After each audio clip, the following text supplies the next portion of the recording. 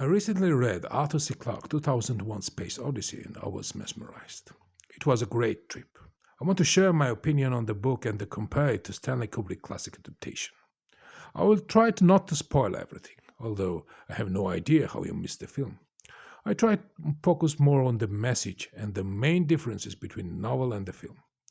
2001 A Space Odyssey is a massive, covering complex topics about existence of life, future, evolution, so understanding the message requires a different approach.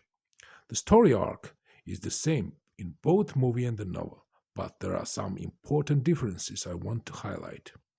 Both the book and the movie deal with the theme of evolution, and it starts from the scratch, the world of primates, and their desperate attempt to survive.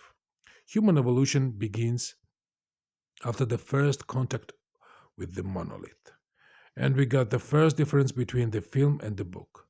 The film monolith is somehow a metaphor for God, and the book monolith is an experiment of aliens.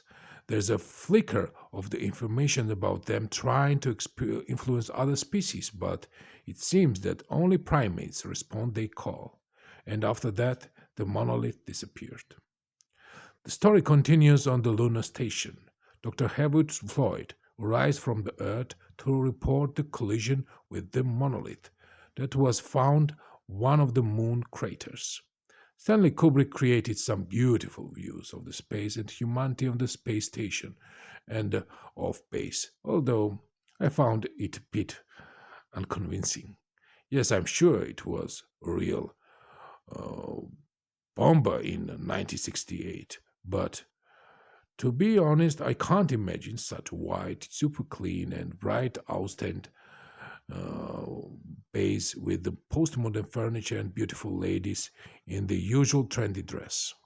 Shortly after Kubrick's film adaptation, the perspective of the space station is presented in the work of another giant of the cinema, Andrei Tarkovsky. In Solaris, the space station is dirty and rusty, but such environment is more claustrophobic and cozy one imagined in Kubrick's vision. By the way, Ridley Scott is in his first film Alien somehow repeats the Kubrick's vision of the spaceship, but after Alien 2 by James Cameron, Tarkovsky's legacy was developed and finally established. Ridley Scott repeats Tarkovsky's paradigm in the latest two parts of Alien World. I also don't like the video call part. It doesn't add anything to the story, just set for the prediction, I don't mind, but that call should have made some sense. The dialogue is pretty badly written.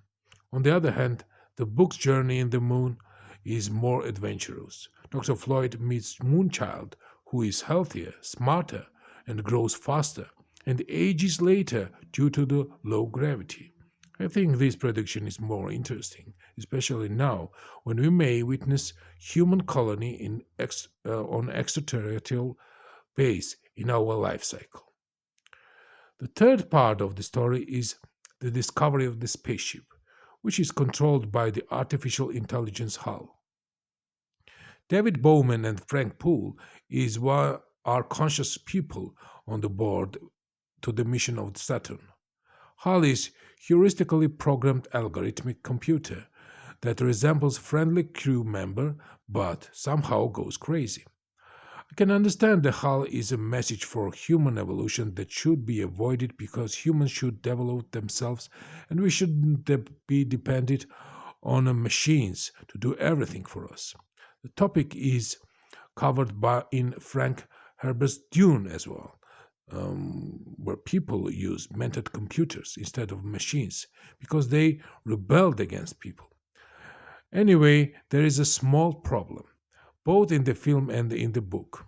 Hal goes wrong because of the conflicting order of the people. We had to hide the true goals of the mission from the crew, but on the other hand, be a sincere member in every possible way.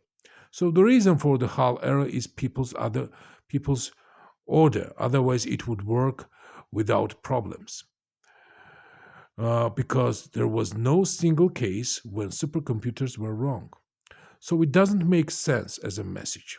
If the message represents a human development path to the next stage of evolution, Hal is still a good alternative. When you watch the movie, you might get the feeling that Hulk arc is the main part of the story, and everything else is the climax of the fall. However, in the book, the story continues its fascinating journey to the Saturn, the moon Japetus. And the story develops a very detailed image, giving you best dreams of planets and mesmerizing views of space. As you can see, there's a huge difference in history or in the story of the film and the book. The film version doesn't include Saturn. The third monolith wraps around the Jupiter space. There are detailed explanations of Bowman's daily life as he traveled to his destination to the land of the Iapetus. To be quite frank, I'm not a big fan of the depiction of the journey in the wormhole. I understand it was 1968 and the images were hard to achieve, but I think it is outdated and what is more important, it lacks the details that are described in the book. The literature piece gives us detailed explanation of distinct star system. Bowman even sees some spaceships crossing the alien space stations. Wonderful journey on the surface of the dwarf star. Some weird images are breathtaking. There is a huge difference in portrayal of the hotel room between the movie and the book. The film version looks like a museum. Therefore, some seems more uncomfortable and strange, while the book version is copied from the TV show. The image was caught in the lunar monolith. The movie hotel room is more philosophical set of the characters, while the book version is full of dark humor, because the copied image of the books and the shelves are unusable. The books even explains the Bowman's living conditions, nutrition, etc. And finally, we come to the main difference between the film and the book. As I said above, the film version of the monolith is metaphor for the god. There is a spitting image of Michelangelo fresco touching the god's hand when Bowman tries to get to the fourth monolith. Thus, Kubrick's symbolism is related to philosophy, while the literature work is more in line with the science fiction. There's a huge influence of the philosophy of Friedrich Nietzsche, which, by the way, is strong critic of the society, with specific recommendation for human civilization. Nietzsche criticized Christian morality for holding slavish values as a virtue, thus in explaining the universe as a self-produced willpower. He suggested the only virtue that should matter to a person is power.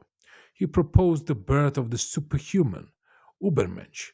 Both in the film and the book provoke Nietzsche's suggestion as the next step of human evolution. But I found it rather misleading. Ubermensch is a psychological and sociological constant. It refers to the values of person whose only goal is to rise to a power.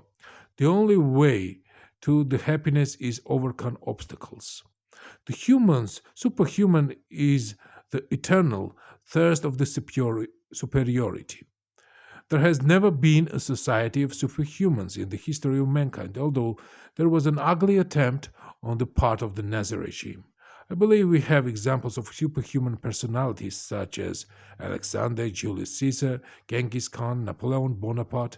By the way, there's a simple and ugly interpretation of superhuman in the film No Country for Old Men as Anton Chigurh. He kills victims with air gun like an animal because he doesn't feel pity for the weak and stupid people.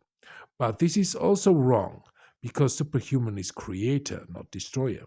So Stanley and Arthur's superhuman version is a bit wrong because it doesn't mean person with the superpowers. I think their visions take this cosmological scale. I can understand that human race will evolve through the space when we finally overcome the obstacles of nationalism and understand social personal identity as a child of humanity.